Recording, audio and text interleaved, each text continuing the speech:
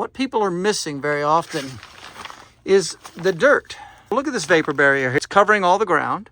It's a loose laid, not a sealed vapor barrier. Let's just lift up the vapor barrier and see what it looks like underneath. Look at this damp soil, fungus, mold, bacteria. This is a weird fungus that grows underneath crawl spaces. The soil in crawl spaces is full of mold and bacteria. It creates the air quality issues regardless of whether or not you have mold on the wood. You could have the perfectly clean crawl space, maybe a giant dehumidifier, very dry.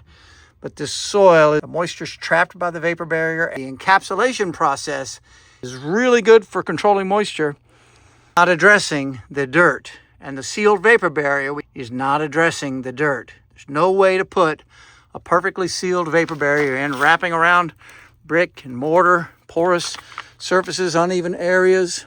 Just doesn't happen in this environment. No matter how clean it looks, produces a lot of the problems with your air quality in your home. And it's not part of the industry vernacular, so it's not going to come up in your conversations with your indoor air quality experts, your mold inspectors, or your sealed crawl space contractors.